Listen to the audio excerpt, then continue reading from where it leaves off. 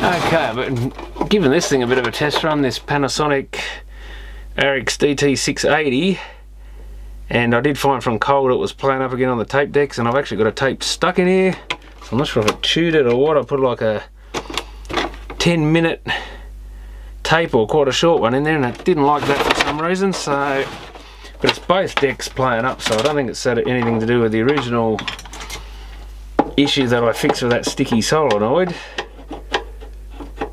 I thought I put a wrong hole, one next to it.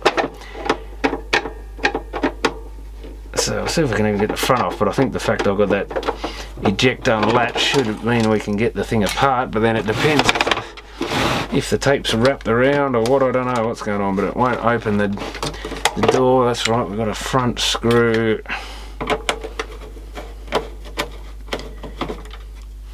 So yeah, there's definitely something still playing up in this thing a bit. Now, can I get it apart is the real question. There's always something sticks here. I don't think it's going to come. I think I've jammed it up this time. I don't know why that tape is stuck, but I can't see anything in there. I think the heads, those heads haven't dropped. I thought they had dropped. I heard it go click, so I assumed they dropped, but that would be the problem. It did it once before, it sort of stopped and I reset it and it dropped. So it is actually stuck. Could just be the actual belts in these, because I think I did notice one of the belts was a bit slippy. It's trying to stop, but it doesn't seem to be doing it. So that could be a real issue if we can't. Now, which deck is it? Deck 1? We're on deck 1. Oh, now we're running. Oh, I think we just, oh yes, it's slowly dropping down, is it? Oh, don't hit anything else for God's sake. Oh, we got it out this time. Oh, so that worked. But yeah, it's possible that it is just the belt slipping or something. Of course, I forgot completely, by the time I fixed that thing, completely forgot to check the belts again. So I thought I might as well give it a quick look at. Just go over it a second time, because it is annoying if it's going to play out when it's cold. Not that I'm ever likely to use tapes in it, but there's no point sort of fixing the thing if you're not going to actually fix it. So I'll quickly rip it to bits again and see if there's anything obvious, hopefully while this is still cold. And man, those screws in it are cold. Putting them in my hand there, I can really feel it. So even though it's a bit warmer today, it has been for a couple of days. Oh yeah, the whole deck is freezing. But if it is the belt, we should be able to see it slip, because the capstan should basically stop turning as soon as you put the load on the, when it puts that extra gear in. What has it done to this thing? It's got a bit of loose tape in it, but other than that, it got to one end by the look of it, and should have. I wonder if it couldn't be something to do with it where it should change direction, could it? It's possible, but that would make sense, because when it's got to change direction, it has to use the capstan to wind the mech, the change direction gears and all that.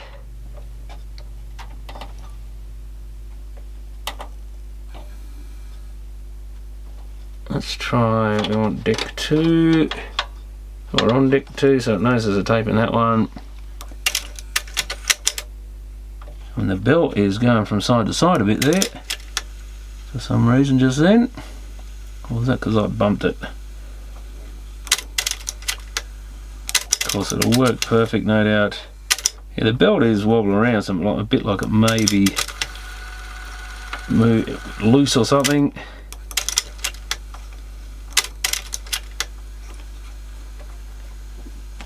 That deck's running absolutely perfectly. This one seems to be the one that gets stuck. Now where's, can I view the belt? Oh yeah, there it is. Oh yeah, that's slipping. The motor's running but the capstans weren't. Ah yeah, nah, that's your issue. That's my fault, I should have. Should have checked it, shouldn't I? Now can I actually get this thing to come apart? It's got stuck with the head half turned. No, it's not going to run with that switch not pressed. If I give that a... it's over so quick you can't even... Why won't it work now? Oh, I'm not pressing it properly. Ah, son of a gun. Need 5 hands for everything. No, can't do it in time. I really need to have something. Might as well just put a tape in there. Will hold that bit for me.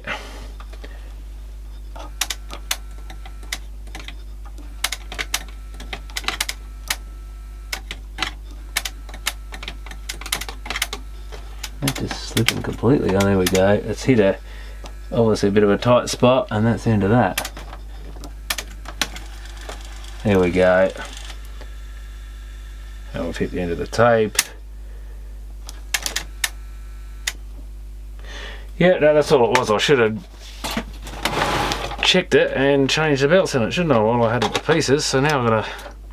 Do I have to dismantle all that again? That is a bit of a pain. I'm gonna, I think, just unsolder the motors again, no doubt, and so I should have checked that while I was in there, and I completely forgot about it. I did notice the other belt. I think I did feel that one, and it was a bit on the slippy side. It's just stuck with the head in a random position. But it seems to be this deck is the really bad one. But I guess we might as well have a look and see what's involved in this. Probably have to unplug those heads again. Get those wires out of the way a bit to free things up. And I suspect I have to unsolder the motors again. What holds this? There's a clippy, that little plastic bit there. You've got to lift the board up at the top, and to get it to slide down. Yeah, that's it. And yeah, I've got to basically remove everything again. But that'll teach me. Not hard to do.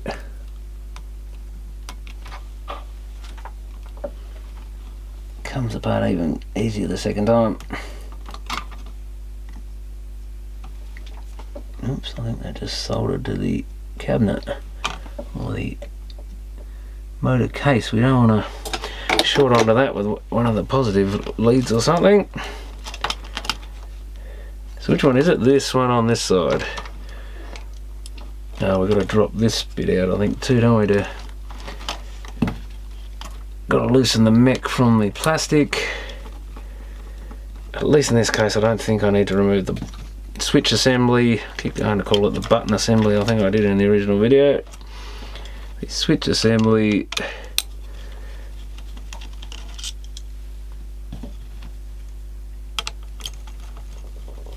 So I might as well find out what size belts this thing uses. So at least they're flat belts. I might have some of those. Should have, because so that goes, and we worked that out last time without any problems. Yeah, that belt's actually a bit dirty, so I'll give everything a clean. I should have at least given everything a clean given the amount of dust in this thing, so it could even be partially related to that, because this is, well, the amount of dust, it's got some sort of dust or something crushed between the motor and the pulley, or the belt I should say, and it's stuck to the belt. Probably shouldn't wind this too much because it's trying to change modes. It's still sort of in the halfway through changing modes, position, and I better check this other belt, I guess. That's fine, the little round belt. That's not going anywhere anytime soon. It's got a heap of grip. The 4mm wide ones. That to me is somewhere around 100, I'm guessing. Which I probably won't have if it's a used size. I think 100's too short actually. Oh no, it's not. Bloody massive. So it's shorter than 100. That's more like a 70 or something, I'm guessing. I don't think 100 was that big? I guess 100 mil diameter. That's not 100 mil diameter, is it? What am I thinking? Should be looking, I've got to get back in the habit of looking at these as pipe sizes, so it's a bit more than a 50.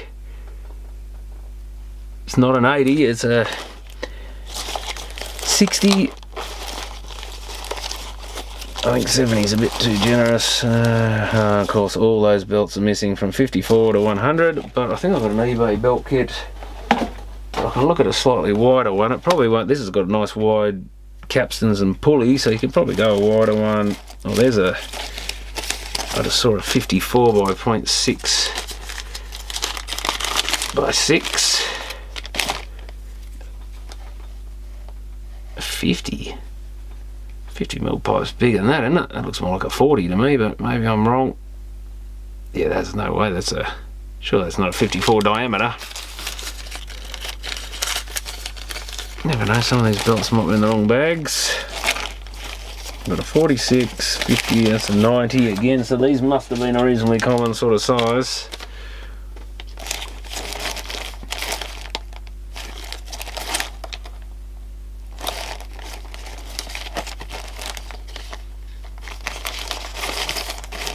No, I don't have any.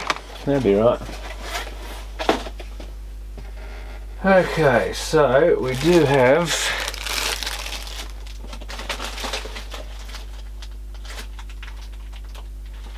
a couple of eBay flat belt kits. Now, do they go up to that size? I reckon they will. Yeah, they go beyond it. That's a good sign. Oh, now we're getting down there. That is pretty close. Once you take the bends out of it, it's a bit smaller, but I'm saying that's pretty good. I'm going slightly bigger than that one. Only problem is we won't know what size it is, but that one's hard to tell. Is it bigger or not? That's too big. I think this one's too big, or exactly the same. That is a slightly bigger by the look of it. And this one, that might be the one we want. Yeah, that fits just inside it. That's what we want. So I've got at least one of the belts I need, I think.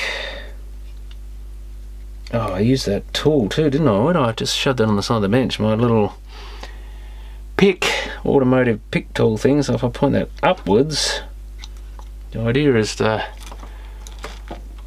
I guess I should actually. Okay, let's try that. Hopefully we can see it a bit better, but I've got this pick under the belt, or I pull it across and it's still dropping off again. Better check I didn't get grease on that. No, it's good. You still got to be a bit careful. That's why it doesn't help to be distracted with cameras and stuff, but if I put that on there,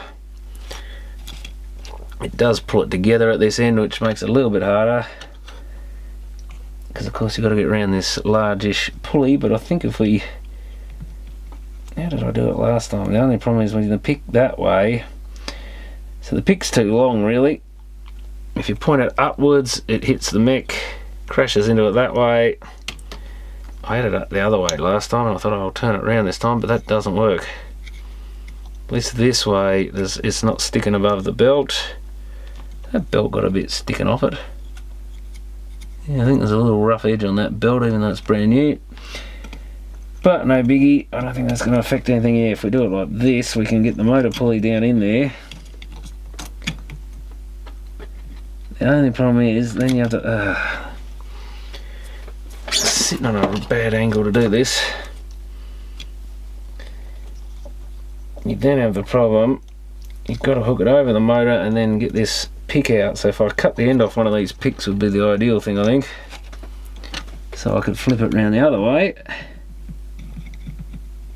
How did I do it last time? I'm trying to remember. These are such slippery little so-and-sos. I've got to get it. Oh yeah, if I bring the pick back in a bit, oh yeah, and then I can just flick it sort of. It's not going to work sideways. I got it. Only just, but it's on there. If I can keep it on there. Ooh, what was that?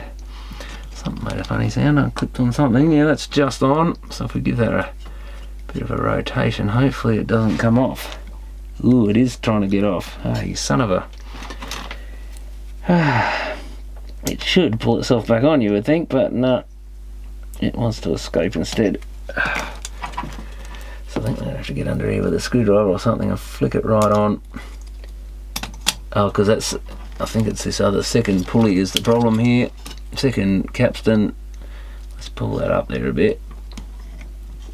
And if we sort of rotate it while pulling it upwards, yeah, that's it. But that feels nice and tight. I can't get my finger in there. Yes, I can. Yeah, that's good.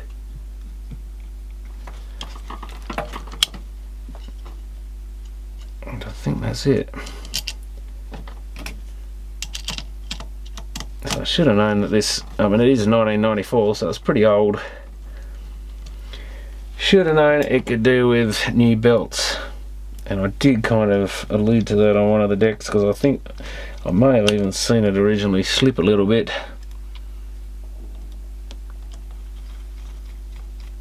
But it's easy to get distracted and go off chasing other problems.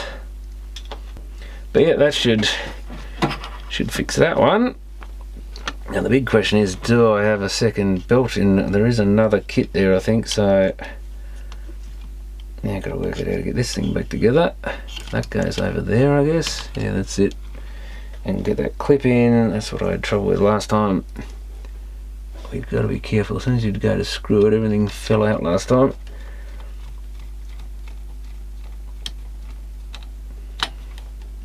So I should have known there'd be two issues. Well, at least I've got a belt there to use as a size guide. Now I think this other one was a bit too big. The ideal one sort of fits. Oh, that does fit inside that one. It was looking like it was going to go too big. It's a little small, but I think that one's probably good enough. Ideally it would fit just inside and not too much different, but some of these eBay belts kit's just about paid for himself. I think I've used one out of that one already, and this will be the second one. And they didn't cost much at all, so assuming they last is the big question. Oh, actually I've got to undo that other screw first, don't I?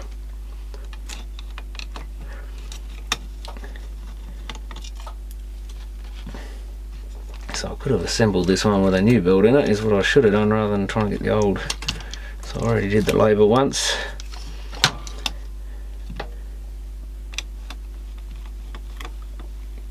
But anyway, that's the way it goes.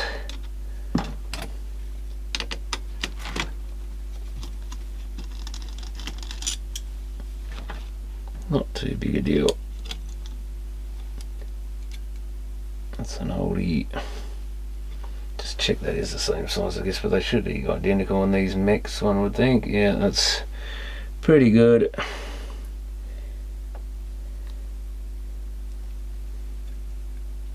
These belts have got a few wrinkles and stuff in them, which doesn't help.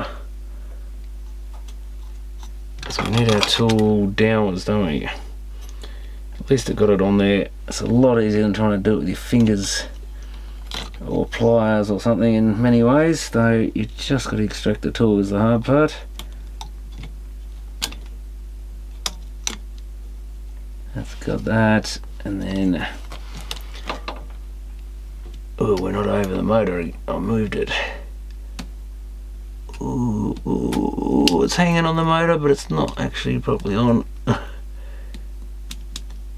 at least I can use the end of that to get it on there. It's probably a little bit simpler. The old method wasn't much more difficult anyway, but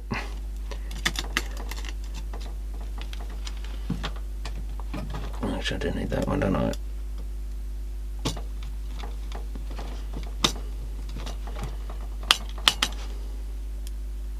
What's rattling there?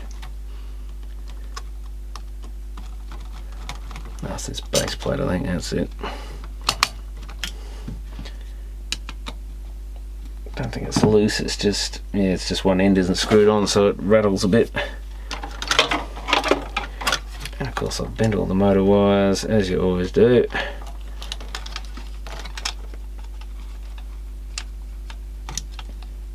that went on there. This one was a bit more difficult to get to stay in place for some reason. That's it, that comes up in there. Now don't let it drop.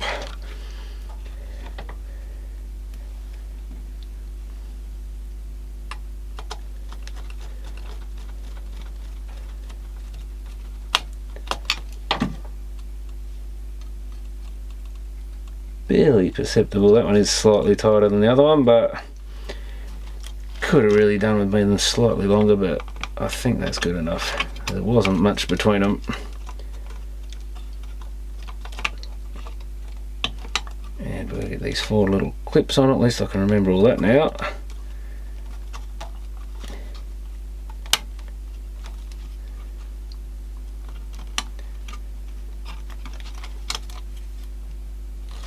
Now, what's in the way here? Something doesn't feel like it's don't tell me that plastic again. Oh, I forgot to mount it on those little holes, didn't I?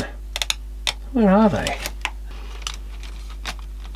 That plastic really is annoying. So it got me a different way this time because I didn't. Oh, I can just lift it on there, that's alright. Didn't lift that last time I lined that pin up. This time I forgot all about it because I was looking at the motor end since it jumped out on me last time, and of course I missed that bit. So they're quite fiddly, these things, unless you do the same mech all the time. You just got to kind of learn as you go.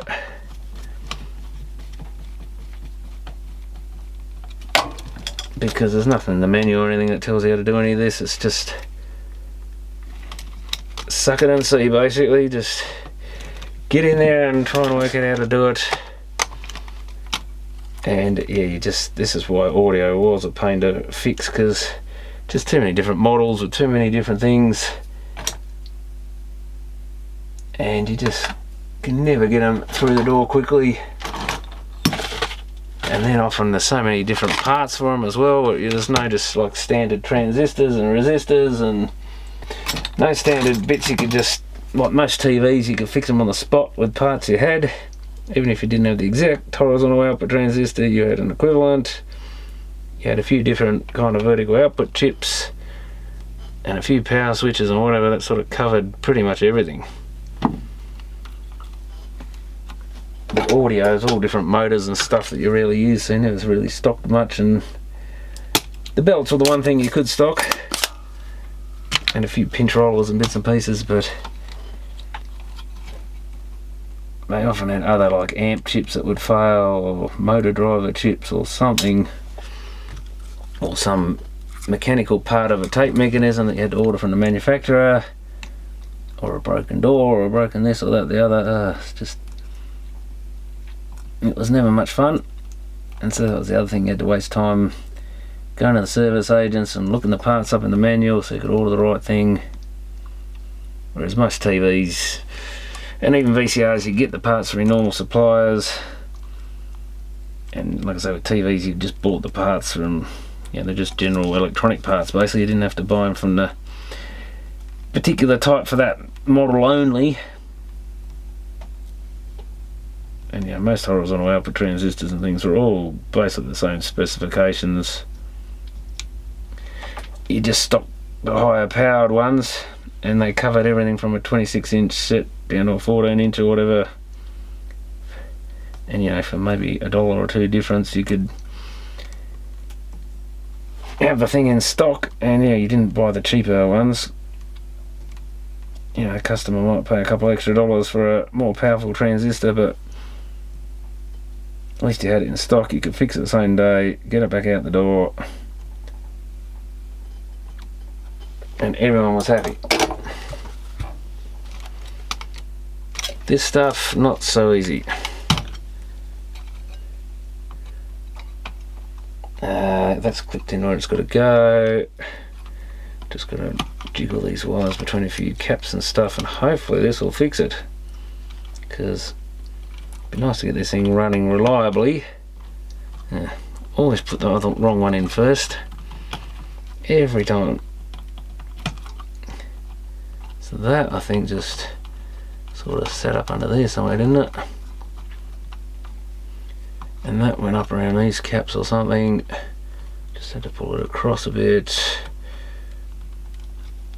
That's all it really needs, I think. That probably could have gone up around that one, I guess. Is it long enough? No, it's not really long enough.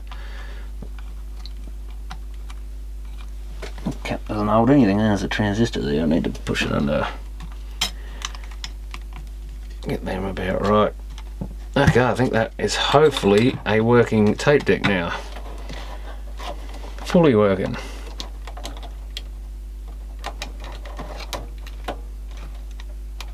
They never go the way you think they go. I don't think I've got them the right way around once. Even though they're twisted, they're like USB connectors. No matter how many times you put them in, it's never the right way. Until you definitely look and double check, then they always go in.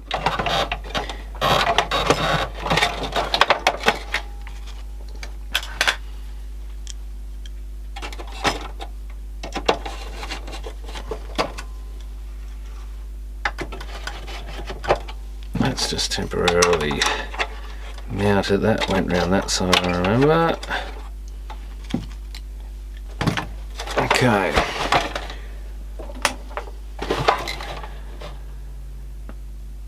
And we have our boot up sequence. I do wonder whether that boot up sequence goes away if you put those memory batteries in. It may well do so. Yeah, that one was just already halfway through mode, like I said, so it's just finishing, getting back to stop.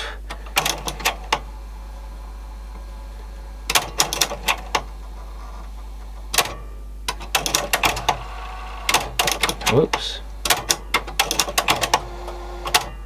Okay, that works. No! Oh, here we go. Oh, what are you doing? Uh-oh. That's just so probably. Hang on, I'm not holding that switch properly. Oh, I have to press them a certain way. I think just pressing them up would work, but no.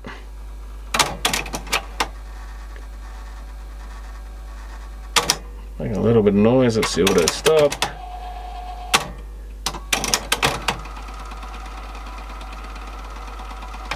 Tad noisy in there somewhere.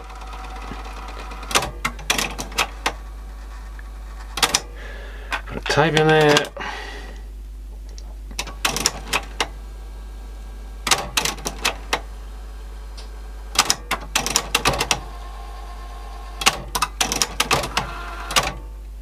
Guess we should try record just briefly. Yep, make sure it goes into that mode. So we haven't messed anything up there.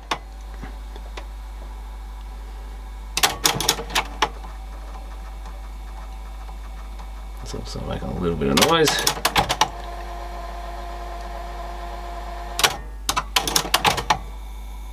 Uh-oh. No! Oh, it works. That works. So because we're at the end of that tape,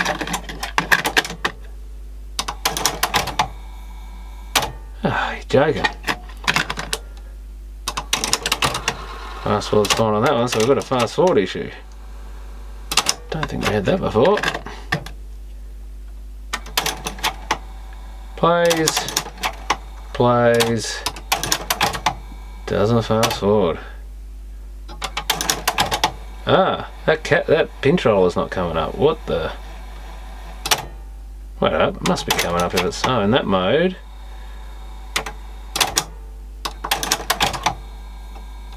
It is. Let's see what fast forward even looks like in this one. Oh yeah, the pin controller does come up on one side. Yeah, it's interesting. That mode doesn't work. Didn't it work when I didn't have a tape in there? Oh, it does. What the? Oh, is that locked? That's a little tight. Could it be a braking issue or something on that? It's got to be something like that. Do you mind? Oh. A little bit of friction. Isn't that weird? Let's try a different tape. Yeah, that way. No, it still doesn't work with the tape in there. What on earth? Let's try this one. Yeah, that should be pretty loose, I think.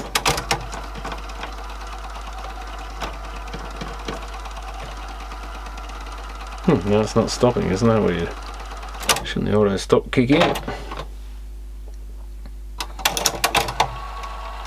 Yeah, that feels quite tight. Don't think that's right. Why? It's got a brakey thing there. Oh, it's brake now. Braked. Braked. So where is the brake? Is it this thing on the top? I think there's something on the top. Yeah, there's the brake. It's that thing there. Now I need 5 hands again. It's not the brake. What is it then? Lift the top brake. Yeah, that one's free as. Look at that. That looks the same. This one you lift it. Not real happy at all. Why? What have I done to it? If I've done anything. There's a gear on the back. What could it be? Could it be rubbing on something? Did I do something wrong when it's got to be something on the back, I think, because if I lift the brakes up, so that's got a gap to the deck. I don't think that one does. Something here come apart. And now it's up a bit. Something doesn't look right down there. I could be wrong though.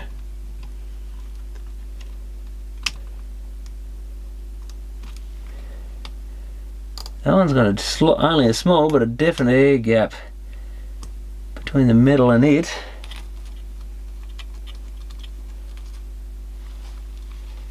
This one looks like it's pressing. It's got some weird metal thing in there that this at least doesn't as visibly have. It's got it there, but it's almost like this one's spread apart, which is what I'm thinking has happened here.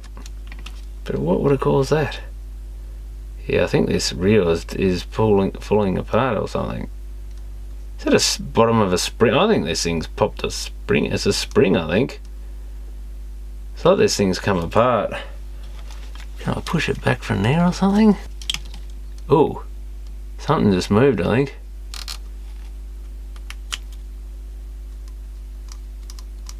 Is that any better? I don't think it really is.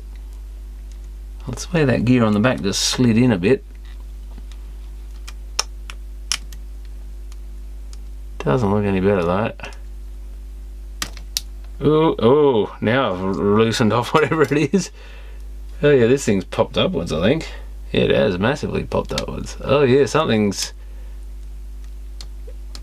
there is definitely something wrong here with this reel. But I can't see how I could have caused that. But yeah, if I poke on that, it just pops off. Yeah, do that and it just pops right up. That clicks back in as somewhat, but not fully. I think it's still faulty. I don't believe it.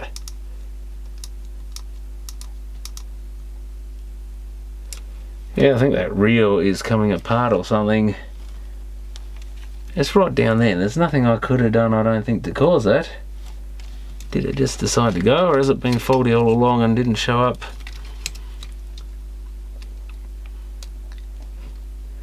Only problem is I've got to take this whole piece off to get to it. That means this has to be released so it can come down so it can fit off there. What stops that happening? Probably means both the pinch rolls have to go. I can't work out what stops it.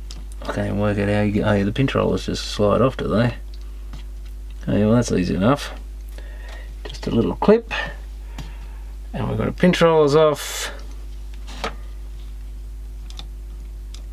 Is it this thing here? I think hits, yeah, that's what holds it. I think you've got to undo the head. Oh yeah, both these head pieces are probably shouldn't risk it, but can you lift them up a bit? No, I don't think we can. I think you've got to remove the head, which this is not the azimuth, so it shouldn't matter too much, but it's got plenty of Loctite stuff on it, lacquer or something. Problem is you've got to press so hard on these to get that screwdriver to bite in and break the thread. You risk breaking something. Okay, so that's out of the way. This should, I better watch that spring, but this should, so that spring has to go, I think. Oh jeez, there's always something going on the floor. Oh wait, how do we probably undo this side here, that's it. Release the tension. It's probably alright now. And that comes off. Well, that's actually not too bad. I think I can remember how to put that back together. Now, how does this actually come off though? That's the next issue, isn't it? Oh, it's got these top mount bits. I think we pull them upwards. But I'm not... I don't know, do they just come off? I never like these things because you don't know how to get them off. And if you do it wrong, they break. Do I have to take that back bit off? Yeah, that's, you just pull on it hard enough, I think. Which is dodgy, but this little bottom piece here is given way. This little black bit seems to be scraping on the mech because this spring has pushed it out. What are they meant to hold that in? Is it just press fit? It certainly isn't now. And then this bit, I think, was what I was pushing up on from the other side, goes up in there. Well, that's what locks the two halves together, I think. Why did that just suddenly decide to die? So it's not going onto that bit, it goes onto this bit. I wonder if that's just glued on. It's not actually glued, it almost looks like it's got grease on it, if anything. I think it does have grease on it. You wouldn't think two parts that are meant to be pressed together would have grease on them, but there is grease. Whoops, wrong way around. So that's our little clutch pad, felt pad there. Make sure that's sitting in place right, but this spring is just, well, it's bound to push it apart, isn't it? That, with the spring, it doesn't stay together at all. That's why I could see bits of metal, because I could see these bits of spring sticking out. So is that meant to be glued? I don't really fancy pulling the other half to bits to find out, but I think we might have to... Does it fit on the outside or the inside? Outside. And it seems to be greasy. That makes zero sense. That's got grease on it, if I'm not mistaken. This whole thing's got grease on the outer of it. But it's meant to be press fit together.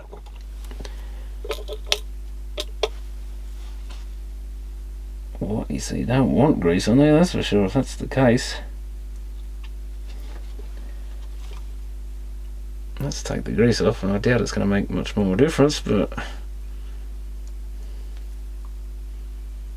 Oh, much more. Oh, that's cracked. Bloody, ah, look at that, it's cracked. It's one of these Panasonic bits that likes to crack. There we go. It's like the VCRs, a little thing that used to break on the loading motor in the VCRs. Plastic junk that... Why it chose now to break, I don't know, but I might have to pinch one out of that other deck and hope, well, hoping that one's still good. Yeah, little rotten. Maybe just, you know, me fiddling around, that was enough to finish it off. Or maybe when I was pressing on one of these screws or something, I wonder if I... On those back screws, I wonder if I pushed down on the front a bit hard and this was touching the bench. I don't know that they do, they're a bit behind everything else, so I wouldn't have thought so, but there could be something silly like that. So there's no reason in theory why I can't glue that, but I wonder how long it'll last. Well, it can't be any worse if the things crack.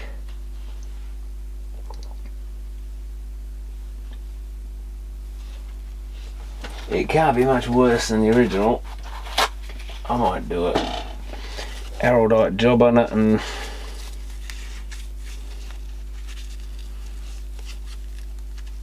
almost wants a pin or something melting through there, but you can't do it really and while holding it together. That's the hassle. Get in there.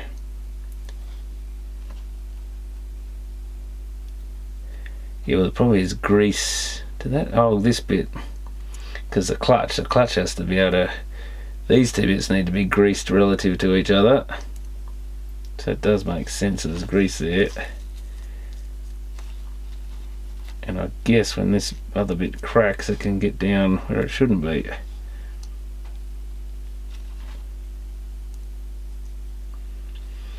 So if I put that in a clamp or something, it's worth a try. I don't know how long that'll last, but like I say, if they've just got a crappy bit of plastic press fit thing, that's not exactly perfect either. Now I should be able to, I think that'll go in there alright, won't it, between those rubber things. Yeah, I think we can clamp it with a wood clamp. Oh, the things you find.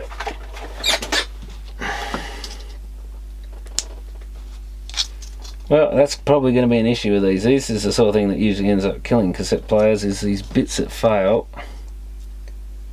and you can't get them from the manufacturer anymore. Some would say planned obsolescence, but I don't think it really was planned. But I don't blame people for being a bit suspicious about it, I should say.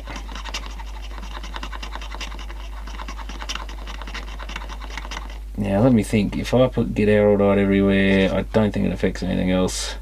There's only that spring. Let's give that a really good coating.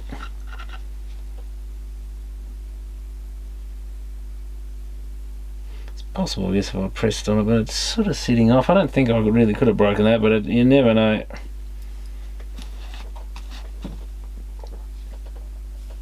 Of course, these things are getting older and more brittle, so fiddling with them can always be a bit of a risk of doing damage. And of course, the problem with putting araldite on things is it actually works as a good lubricant while it's liquid. Oh no, can I actually get this in here? Oh, if I hold it that way up. Ah, slippery little son of a...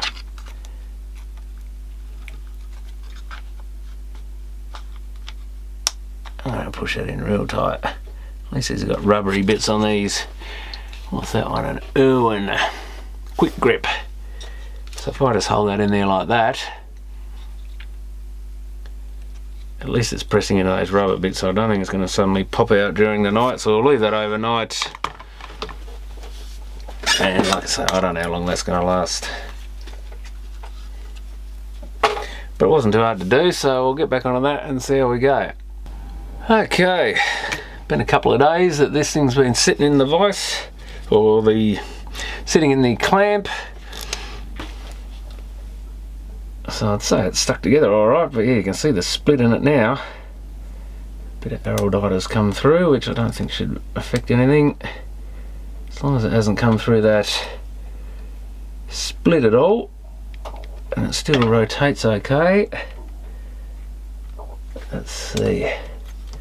We're going to press this bit on the back through, I think, do we? Let's say that other bit on the back has to be pushed forward. Oh, with that board out of the way I can do it, can't I? That's it. Sort of get my finger in there. Really need to take the motor off to do this, but if I push that back on, that just clicked home. Then I release the brake. That doesn't sound much better.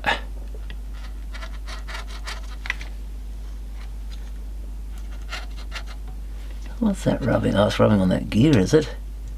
Ah, that was it. Yeah, now we're back in business. So it's just because that spring stuck down.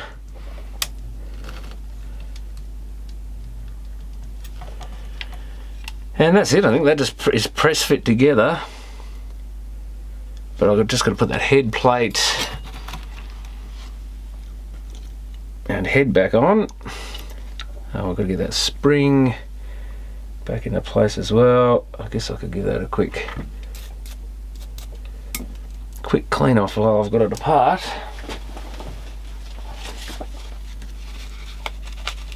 Not that it really matters that much, but it's got a bit of dirt on it.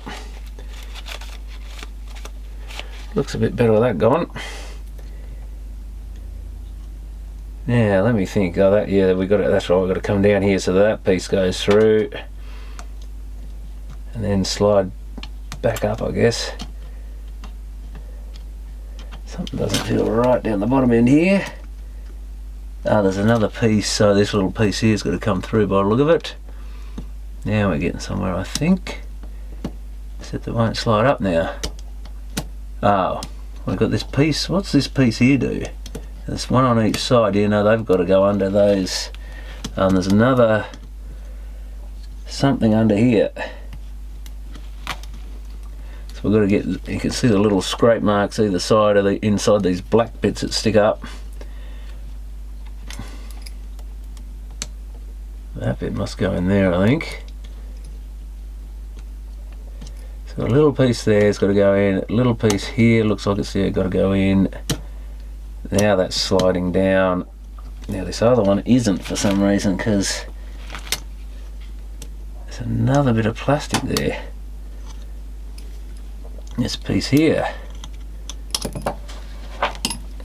Ah, so there's one on each side. Why is that in the way?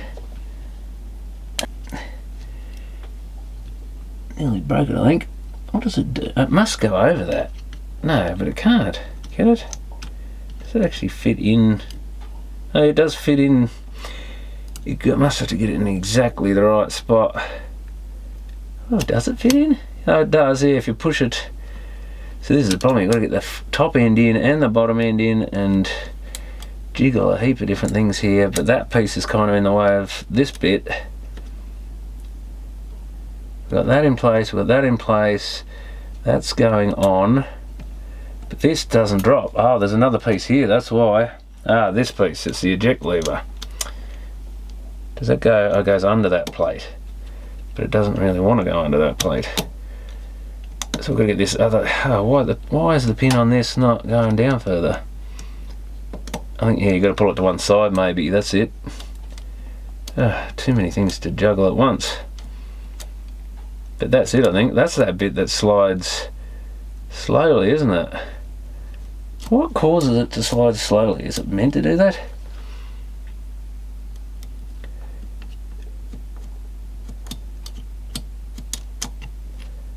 That's the spring that pushes on it by the look of it. I always wondered about whether that was meant to do that. Now might be the time to find out, I guess. But I don't know what's actually... That, yeah, that's sticky grease there. That's the bit. Oh, it's the actual piece with the spring on it is probably sliding slowly, is it? Because this bit here's got sticky... Still comes down quick enough on its own. Oh yeah, you can see the grease underneath. I reckon that's... The fact I can scrape that off, it's not too bad, but it's stickier than it should be, I'm guessing. So really this little piece here probably wants removing and re-greasing in a perfect world. Still don't think that really would be slowing it down. I'm going to put a bit of grease on that while I'm at it. Something I'm pretty sure is not right with these heads retracting so slowly, but I could be wrong. At first I thought maybe there's some sort of mechanism to do it, but I don't see anything to do it, to slow it.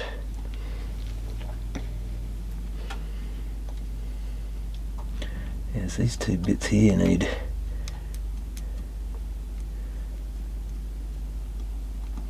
I'll put a bit under there too. Now what about this piece? This bit moves okay. There's another bit here that's, yeah, that grease isn't the best either, I don't think. Does that slip against the panel?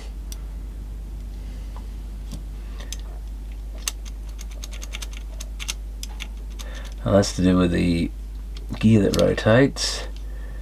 Could probably put a little bit of grease on there as well, just on that little metal bit under there.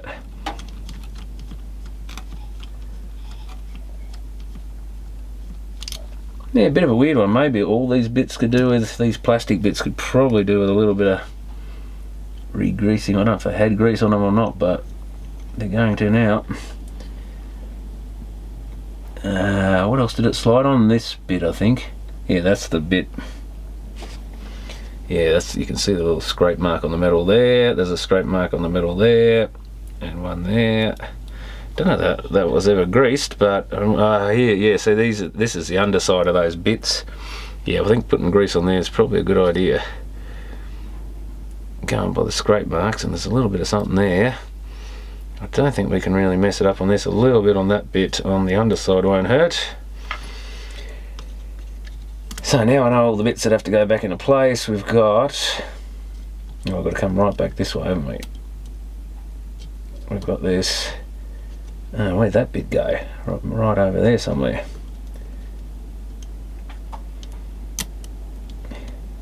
So it's mainly this pin on this thing is the big hassle. Pull that out of the way. And that bit's in, that bit isn't in.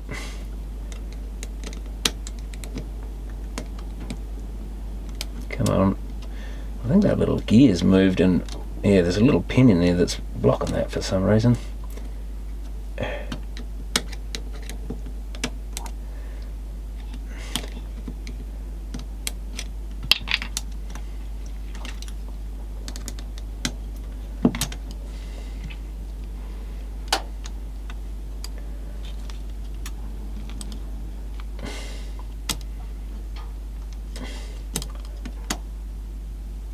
That's still slow. Oh, is it this plate? No.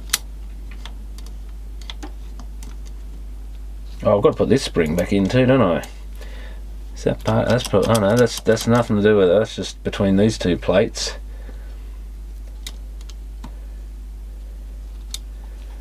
How's that go? It sits above this black plastic thing, and we've got to put it back under the hook. Near the capstan here. No, it's still slow, so I'm still none the wiser on that. I've lubed every bit that it rubs on. What on earth causes it to go slow? Oh, is it this thing? That's the bit maybe. Yeah, because it drops. So it is an inbuilt slow thing. Yeah, it's this little piece here. If I drop that up there and carefully pull that down, it comes down a lot quicker. Oh, so it is meant to do that. That's our piece. It is a damper. Oh, that's good to know.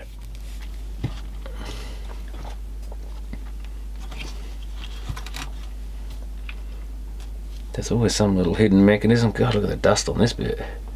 I thought I'd clean this up reasonably well, but not that well. It was a dirty unit. Doesn't really matter there, but still nice to get the dust off everything away if you've got it to bits anyway. Now this has got to go back. At least we shouldn't have to touch azimuth or anything. This should just fit back in here. If you can get it in the right spot. There. Wire goes back in that little thing. And a couple of tiny screws and we should be back together, I think. So that wasn't too painful.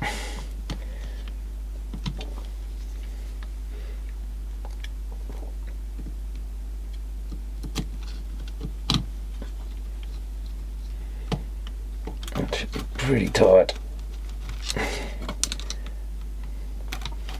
But yeah, I still don't know if me pressing on it or something is the cause. Yeah, it could be possible if I did press a little bit tight on this. I mean, it's pressing in a carpet, which should be soft enough, but possibly if you press too hard down while you're trying to screw these sort of things on the back here, you could, I mean, you're more likely to break those switches or something first, but, and the head's protecting it on the other side, but yeah, don't know if it's just coincidence that thing was already split and starting to go, or whether I did something without realising. I mean, I may have put my hand there or something and pressed on that. Even then, I'm not sure that would force that part to break, but Oh well, we'll try it out in fast forward and see if we've got fast forward again, but we should have. Should be a goer again. But I guarantee, so actually one thing I haven't done, I haven't just noticed the pinch rollers are still sitting there. I saw them a second ago and then they slipped my mind, so I'll get the soldering iron going too to solder those motors back on. Yeah, even the pinch rollers have got dust all over them. Oh man, everything in this was pretty bad. Very dirty. But you know, who's going to pull everything apart just to clean that? Now how do they sit? Does the spring go in a particular spot? No, it's just the pin the spring's on, I think, just fits onto that head. So how do they lift each side? Yeah, that spring goes over there, and that should just clip on. So it must be something else. Oh, that's, there's a little sliding plate thing here. Yeah, that bit there. That slides across, so it twists the head. So as the head is twisted, that's a clever little design. There's a little pin on each end of this thing, sticks up. So if the head's that way, when you lift the heads, it pushes that pinch roller up into contact. And this one, well, there's nothing there to press on it because the little bit's moved the other way.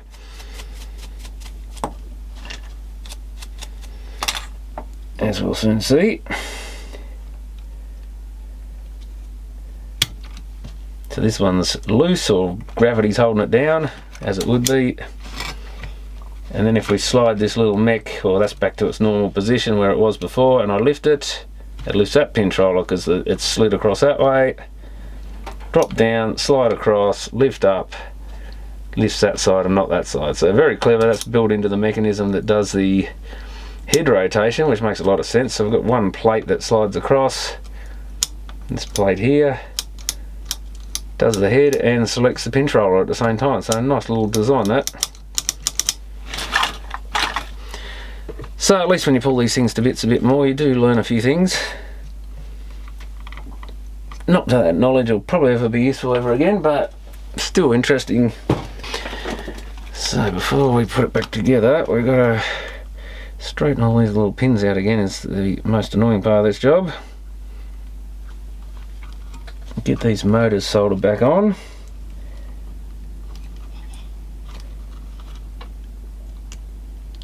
And then hopefully this is back together for the last time. But I reckon those things do have the potential to snap on their own and may well be the death of these things eventually. It's the problem with all these plastic parts and things, is eventually they break. Though, you know, possibly gluing them is enough to fix them. I guess maybe these days someone can 3D print them or something, but whether you can make it out of strong enough plastic that it can press fit like that and not break, I'm not sure what that 3D printed plastic is like, but it doesn't look like it's particularly robust. But maybe you can get good solid nylons or whatever that stuff is and make good solid pieces. But you know, how many people are going to be wanting to fix these things is the real question.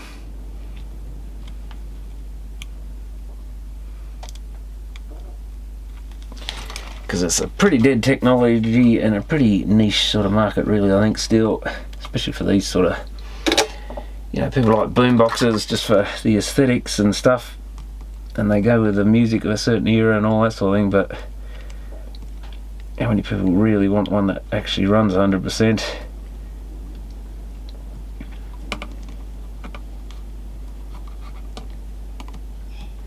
Is a whole other question.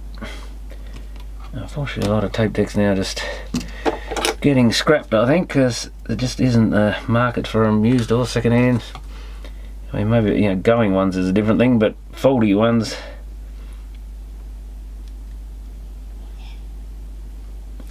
I think they're having trouble giving them away, a lot of them.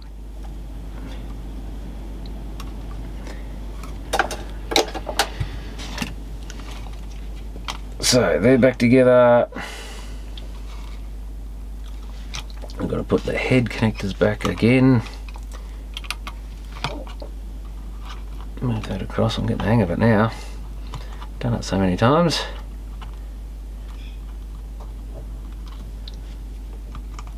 It's good enough. That's only a test point, so I don't care about that. It goes the other way. Oh, I always get this one. I always do this one second when I should really do it first, because the other one goes over the top of it. And I think, did I know I couldn't reach there? I think I shoved it under that cap. Anyway, don't think it's too critical. And I did put a new antenna on this box. It's a little bit long for the box, but the one off the, what was it, a silver that I scrapped, actually was the right sort for the base that this one, the original, mounted on. So I pulled the silver base off it, and it fitted nicely into the Panasonic one, but it is a little bit long. With the speakers on the box it's alright, but it overhangs the box a bit when the speakers aren't on there. But it's a lot better than that other thing flopping around. And that other one's still perfectly good. It's just the wrong sort for this box, so I can put that into my collection of antennas, and it will no doubt be useful to fix something else that's got a broken antenna. Well, the problem is I just bought another silver box with a broken antenna, so I might need it for that yet, but we'll see. I didn't take much notice what base it had on that one. Now the boot up sequence.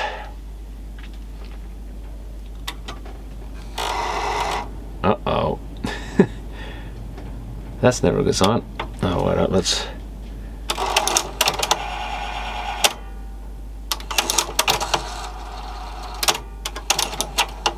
Probably just was... Oh no, that's not...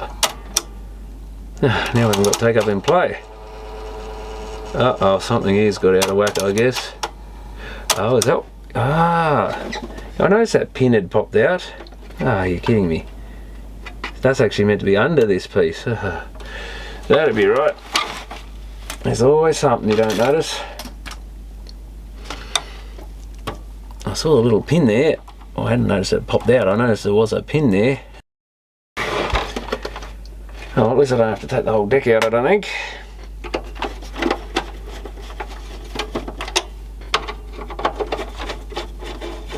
It should be pretty quick to do now. It looks like something popped off there. So we've got to unclip that. Unclip that. So yeah, what sort of thing where once you know the model and how it works, so you can actually get pretty quick at them, but you just never saw the same thing enough times unless you happen to be a warranty agent and there was a common issue with them.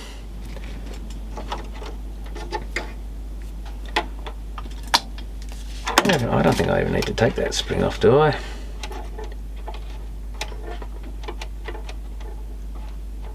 Oh yeah, I did have to take the spring off, I think, to allow this. That's what allows this to come back further down. Get that little thing out of the way. Yeah, that's it. Well, at least that didn't take any time. I noticed that gear made a funny noise. Yeah, this thing just lifts off. Look at that, what a silly design. You can just lift that off and drop it back on again. So somehow when I was fiddling around, that must have lifted up, so that's something to look forward or look to. If there's a little metal pin sticking up here, this black bit's moved. I seen there was nothing else involved. Don't have to align. Oh, I always forget how far down this thing has to come. So that's in, we've got to get that piece in, we've got to get this piece out of the way, was the big hassle. And then it should pretty much go together. Ah, except now the top one doesn't want to go on. Is that black thing in the way? Don't think so. It's not far enough down. Oh, there we go. So with that in, the eject thing, that piece, that should all be good. Put the spring back on. It's actually a piece of cake to do now. Head back in.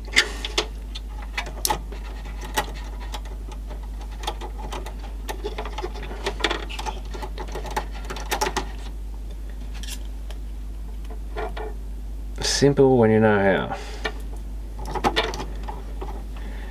I could fix these things all day now and do it in no time probably, but the problem is learning it enough that you actually remember it, because give me a week and I'll forget how to do all this probably, and I'll never see one again. But it looks like this mech was used in a few of these Panasonic boomboxes. And like I say, I wouldn't be surprised, given that this is a reasonable quality auto reverse deck, if they used it in some of their component, like stereo components, tape decks of this sort of era. I mean, they would have had to have it in some, I would think, or, you know, of course there'd be shelf systems as well, I guess, a bit, you know, higher end versions of these boom boxes that became sort of all in one shelf systems or something. But I don't really remember ever having any problems with these, so they're probably just getting to the age now where they're starting to play up, or just they've had so much use or abuse that they're starting to play up. But back in the day, you didn't see much of this sort of equipment. It was usually good for 10 to 20 years without any issues. Fast forward works. Oh well, it's not really fast forward or rewind. It depends what direction you're going. Yeah, that's it. We're in business. Try the other deck.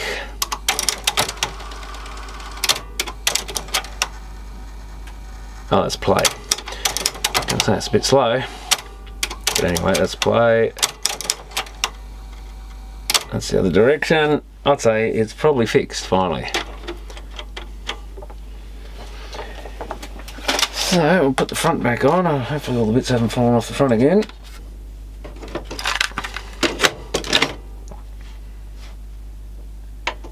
Oh. Power up would help.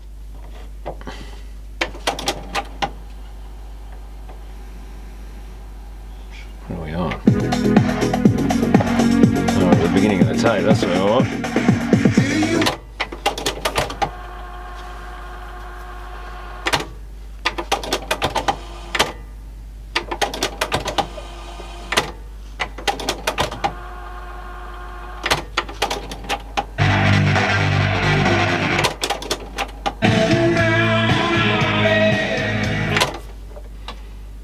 Yeah, that seems to be working.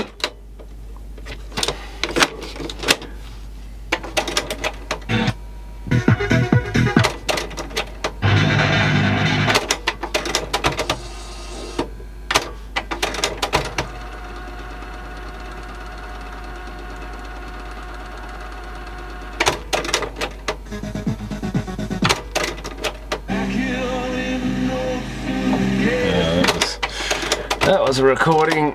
I might actually try a couple of pre-recorded tapes on this. I've got a couple more just to see what it sounds like.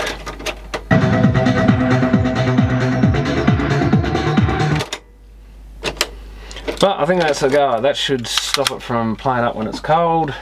I purchased a bunch of original cassettes because I want to have a listen to see what some of this sounds like.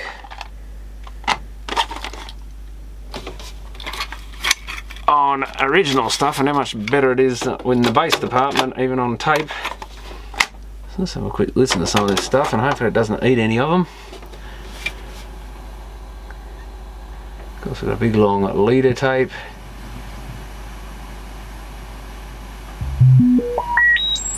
And always that little sound on them for some reason. Not sure.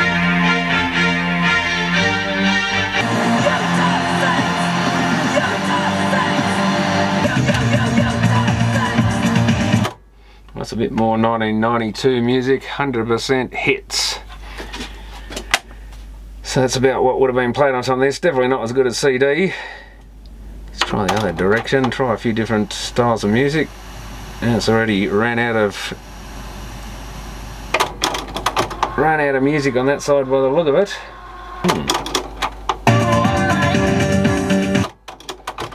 Well, it's got a fair bit of blank, and that was the other problem, of course, with these. I mean, look, how much was that one? $14.95. Brushes, That was cheaper than one of these is like $21 or something ridiculous for a tape.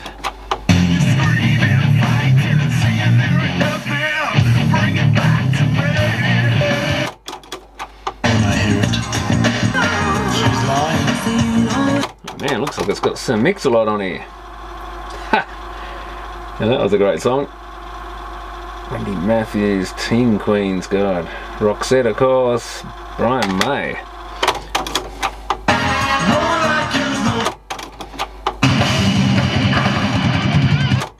That's so slow. I forget how you got to get used to how long it takes to fast forward and rewind things. And with cassette, it's very slow, so you got to get just used to sitting around for 30 seconds at a time, I think, just to get to the next song.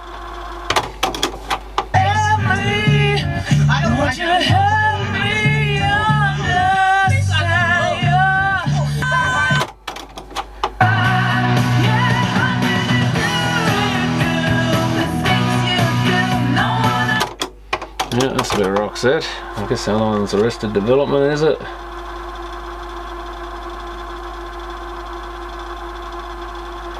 Yeah, a few songs I haven't listened to since I heard the radio back then. I guess I play a few more on the radio since then, but...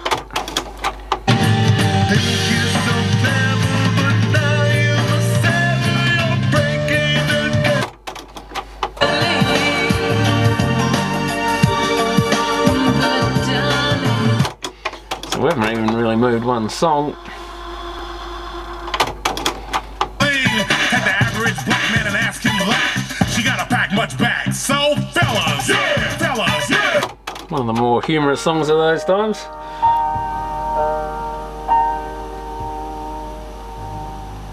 Is it the end of something? I guess it was.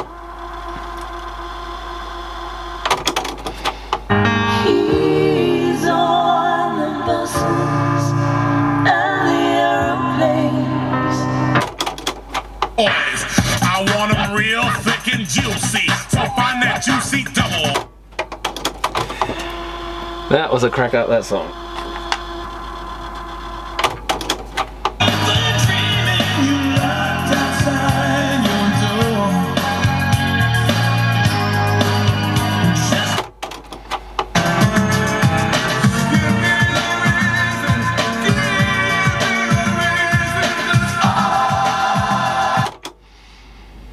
But that's certainly appropriate if this is a 94 boombox, the sort of thing that would have been played on it. That's a bit earlier. Let's see a bit of rock from Motley Crue.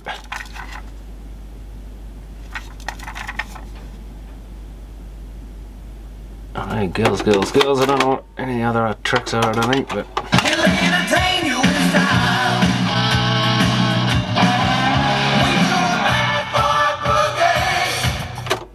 That tape... keeping that rewind. That tape doesn't sound the best. I think she's had a bit of use that one. I mean, what year did that come out? That's fairly old, I think. I wish they'd put all the copyright dates in one place. Music cassette has been recorded using Dolby B. Oh, Jailhouse Rock. That was another one of their ones, wasn't it? Where is it? Recorded November 86 to February 87 in Los Angeles at 101 Rumbo Recorders and Conway Recording Studios. Mixed in March 1987, so I thought that was a bit older.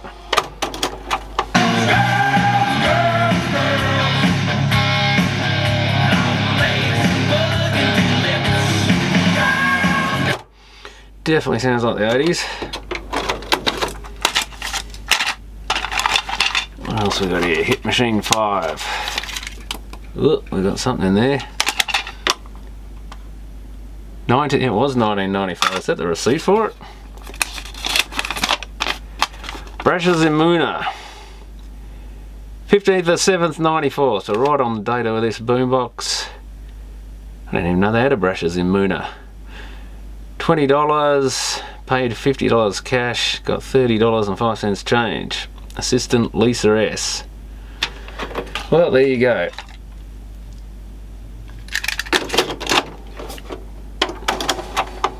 Oh, we've got a heap of slack in that tape. Should remember they might need a bit of winding up. Probably won't affect the machine, but it's often better to give them a little bit of a fast forward even. Take the slack out, because if they've been shaking around and stuff, yeah, it's like right at the beginning.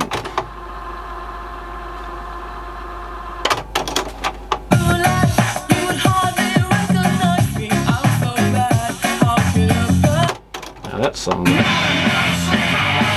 Oh yeah.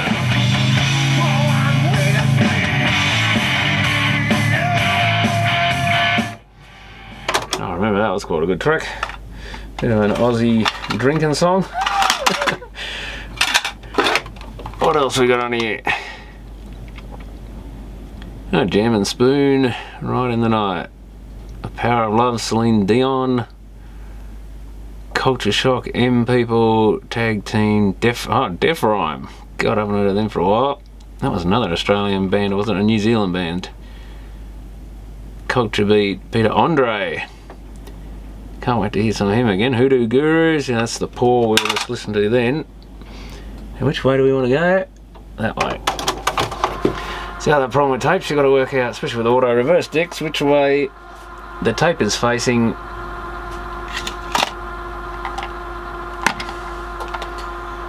100% Hits, Volume 15. Green Day, Tom Jones, Boys to Men, Joshua, maybe, Caddison.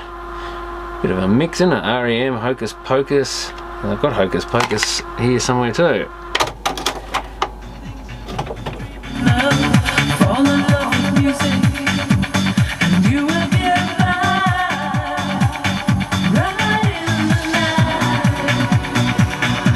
I'd say that tape seems slow.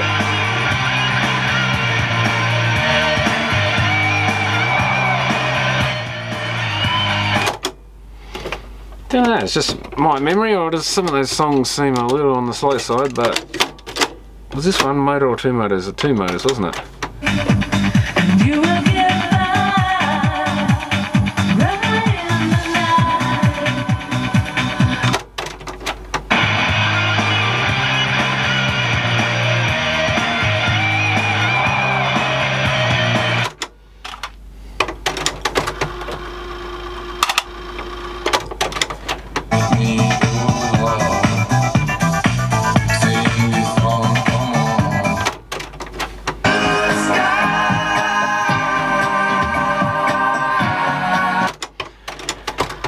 Yeah, it definitely sounds like the early 90s.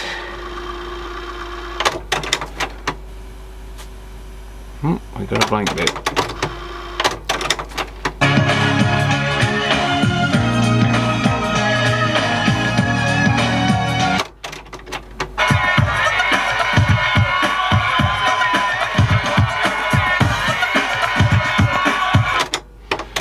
Definitely, it's actually, I can see why those other boom boxes don't have any bass in them, I think, because this sounds too bassy on tape. Maybe tape sounded better on a tinny boom box rather than a bassy one. But this is more, because the last tape player I used was either a car one or a Sony system, which was pretty bassy, so I wonder if that's why I've got such a bad impression.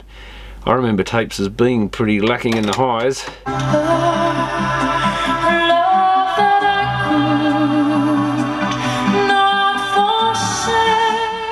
Well, it's not too bad there without the music in the background. Here it is, another night. But I must admit, I think these tapes, they're a bit too tinny on like that AOA boombox when I've been having a bit of a listen. But they almost sound a bit too bassy on this.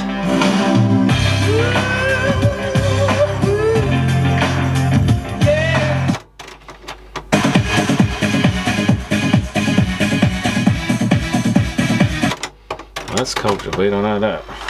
But it'll be interesting to have a listen to a bit on tape again. I might have compare this boombox to the either the AOA or the Panasonic one. I'm gonna try it to make you feel the thing.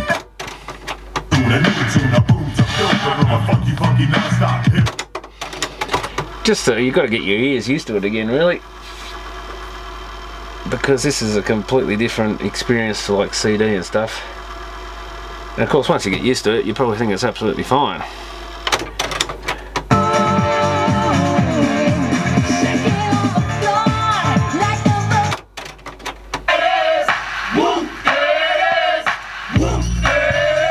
This is the bass.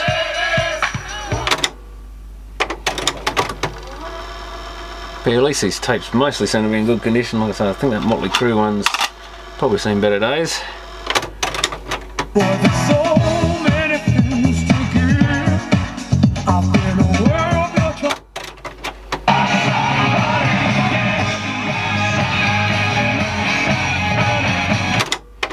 Oh, Mick Jagger. What was that under in those days? Was it Mick or something else? I can't remember. Oh, we hit the end. So at the opposite end of that, Rocks, Primal Scream, that's right. I didn't think it was Mick Jagger. Well, it is Mick Jagger, but didn't think it was under the artist of Mick Jagger.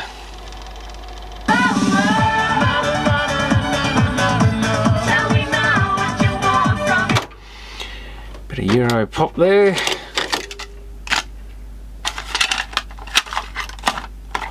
Whoops, let's have a look and listen to this 100% hits 15. What year was this? That'd have to be a bit later in the 90s, wouldn't it?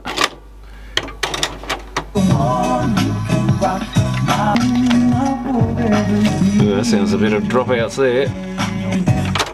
It doesn't sound too good.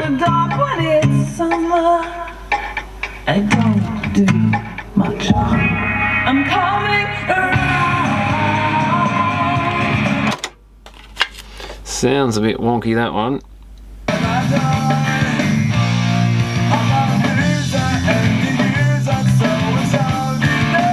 That doesn't sound like too bad a recording.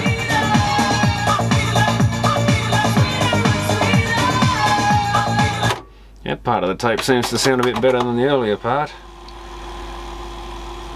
Just sounded a bit dull there. Maybe something happened to it. Maybe it got played a lot, I don't know. But they did tend to deteriorate. Yeah, but DJ, let the bass drum go like.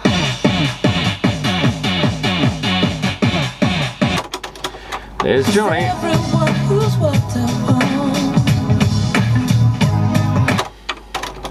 He let the bass drum go.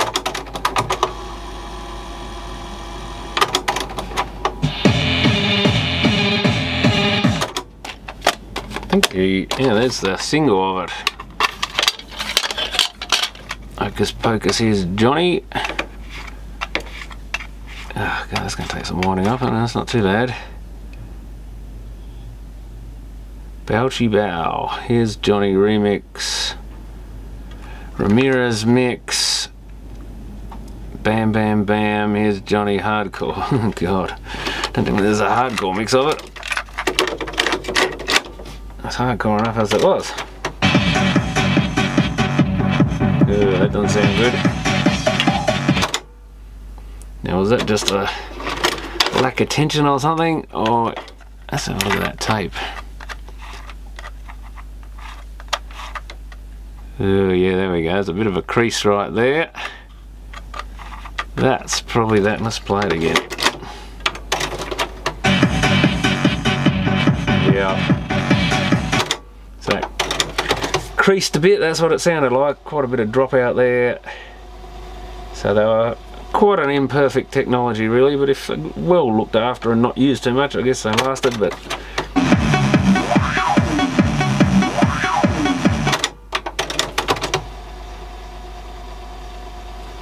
that's why I generally just bought CD and would record the CD onto tape, use the tape in the car wherever, and yeah, keep the CD copy. Like it was only maybe $5–10 extra for the CD to the tape. Sometimes a bit more. But at least it didn't deteriorate like these things, and if you chewed it up or something in the car, you just chuck it out and re-record it.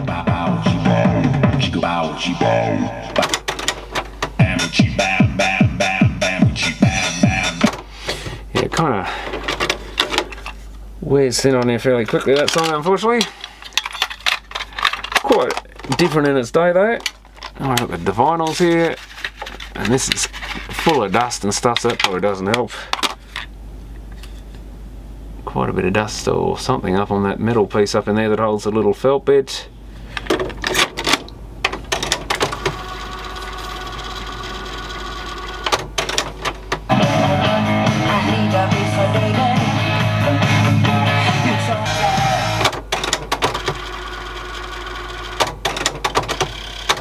Oh, that just, oh, how did I get it to,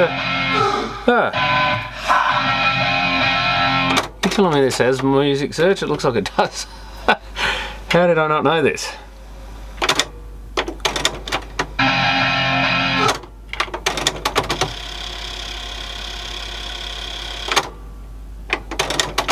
Or do you have to, maybe do you press both of them? No. Ah. If you hit it during play, maybe because I'm hitting stop. Ah. Ha. Should have known that later deck would have that.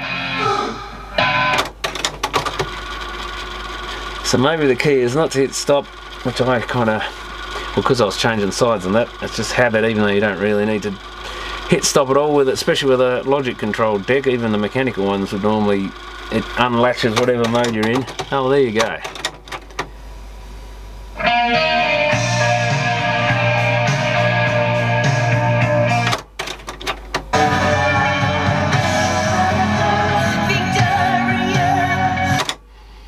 Again, doesn't sound the greatest.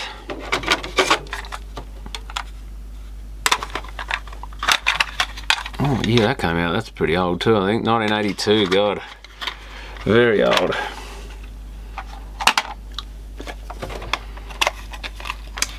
Another 100%. Oh, this has got the receipt as well, wow.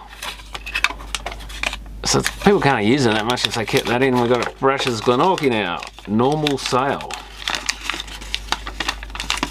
28th of September 95. 21.95.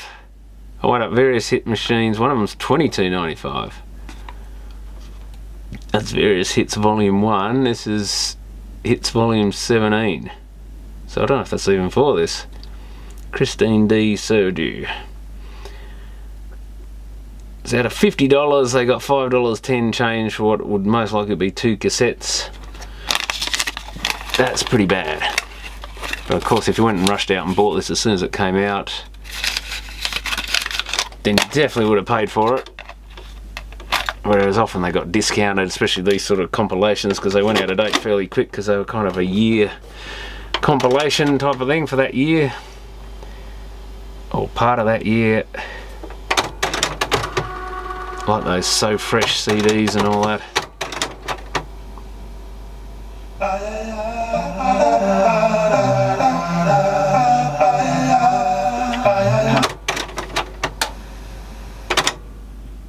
Now we want to go that way and hit fast forward, and we should get to the next song.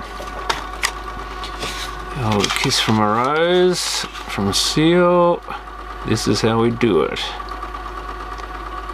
Common People. Alice. Who the hell is Alice?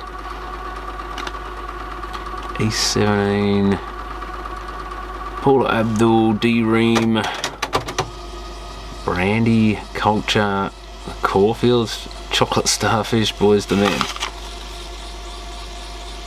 What the? It just shot into. What? It got somewhere, it stopped, and then rewound all the way back to the beginning of the song. What's that about?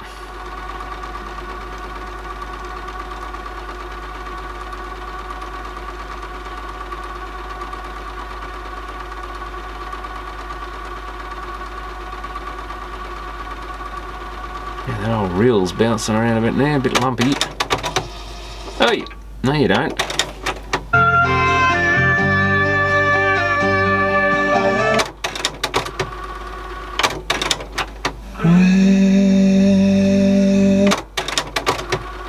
What on earth? No.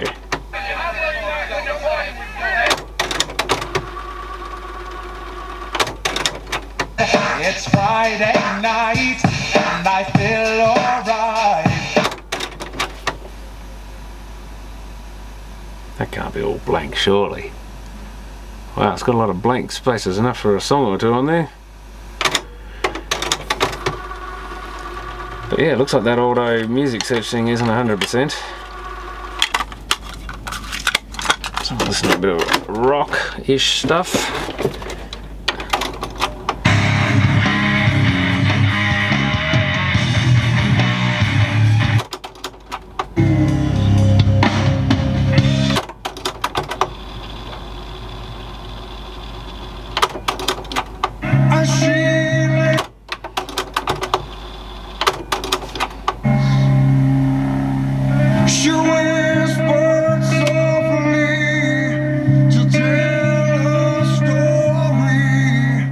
Really hear the hiss on that.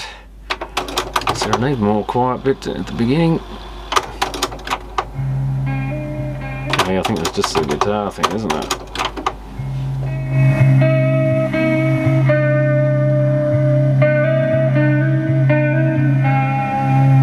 Yeah, a lot of hiss, and you find the problem with this automatic music search is when you get these quiet parts in track, it often stops fast forwarding or whatever because it thinks it's found a break when it hasn't. But that's, yeah, very hissy, doesn't sound anywhere near as good as that would sound on CD, and that is definitely where it shows up the faults with tape if you listen to anything quiet. I think this is one of these, it says various artists, so it is actually various artists. I think thought this was going to be one of those fake ones because it's not listed on the back. Had to be real careful back then buying these sort of compilations and stuff because it's like, oh, here's all the latest hits, and it lists a bunch of songs, and if you don't check really carefully it doesn't say original artists, and it's actually all just one crappy band they hired out to do like karaoke over your favourite songs. Is about what it amounted to. I'm not sure if this is or isn't one of those. FLM on a melon can communicate, full house, do it properly. Yeah, some of them are just talking about mixes. Road Block, Rare Groove Mix, Stott Aitken and Waterman, yeah, I always call them Watermelon now. Fake, Alexander O'Neill, Mr. Right Club Mix, Eleanor Mills, Money. Dunno, let's have a listen and see if this is, because it was really disappointing if you're kids or something, you got like a tape for Christmas present or something, and your parents hadn't checked. And it turns out it's one of these crappy non-original artist ones, which was just a total scam really.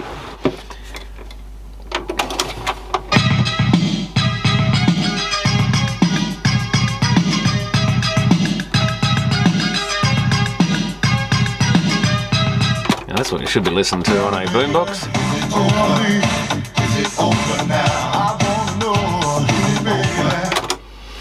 I don't know what these songs are, so I don't know whether they're real or fake. So it's two cassettes. Celebration Rap. See, none of these list the artists, but that doesn't mean they're not legit.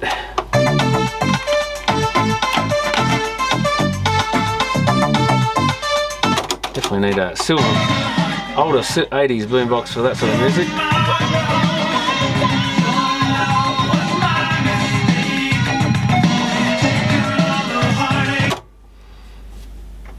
Yeah, I don't know if I know a single song on this. Really hard to know. But I thought it might have been a good example of one of those tapes, though I doubt anyone would have kept one this long, because you'd normally chuck them in the rubbish. They were that bad. I think there's a few CDs that came out like that as well.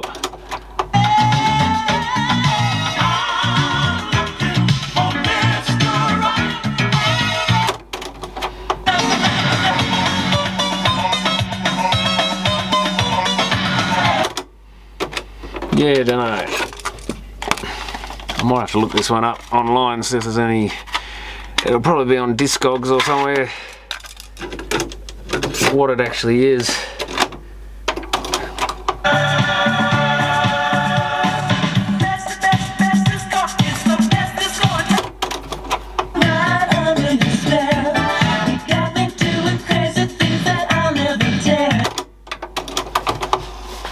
does sound like a few different artists, but that doesn't mean much.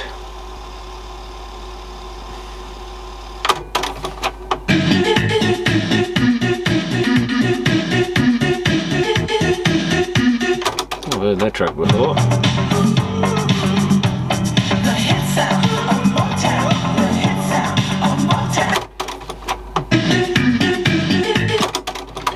A few of these tracks sound familiar, but I wouldn't know if they're the original or not. No.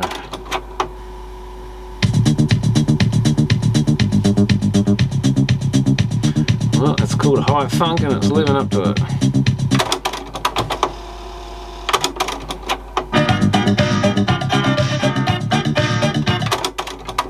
That sounds familiar. But I think we can call that thing well and truly tested now. I'll give it a bit more of a run, but I reckon that'll fix all the problems in this one. Shame it's not in a bit better condition on the top, but it looks alright from the front. And yeah, this is all probably be a good sort of box to put a Bluetooth or other sort of external input onto it of some sort. And yeah, use it as a workshop radio or worksite radio or who knows what. But it actually is quite a decent sounding system. But anyway, thanks for watching.